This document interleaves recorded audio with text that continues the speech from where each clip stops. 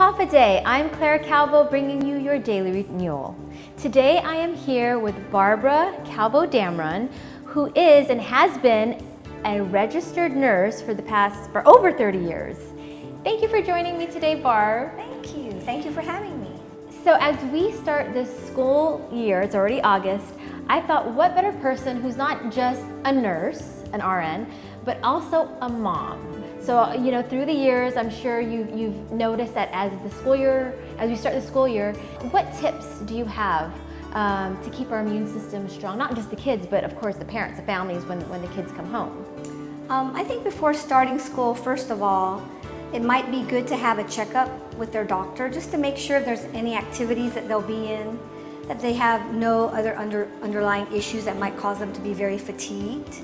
Talking to your children about what they're going to experience at school, because anxiety for first day of school can also lower the immune system. Making sure they get to bed at a decent hour. What is, generally speaking, a good amount of sleep for a child? They recommend ages 6 to 13, 9 to 11 hours of sleep.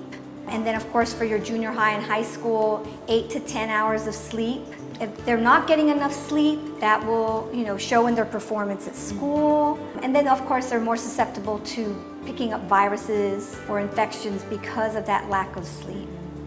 Things to look out also are for signs of eye strain. If your child starts blinking a lot more or rubbing their eyes, making sure that you have a balance of the amount of times that they're exposed to electronics and television. Making sure that your children have a proper diet also affects the immune system. Making sure they have fresh fruits and vegetables, looking for the signs of bullying if your child has a change in their eating pattern, complains of a lot of stomach ache or headache, they don't want to go to school. You find out that they're not eating their lunch, possibly because someone has taken the lunch.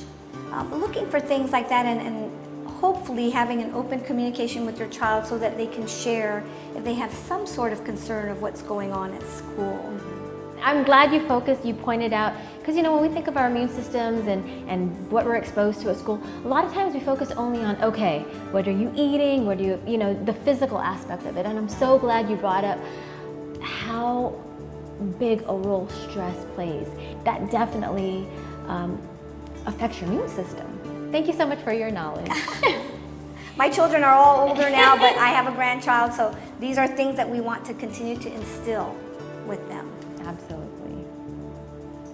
Thank you. I'll see you next time on your Daily Renewal.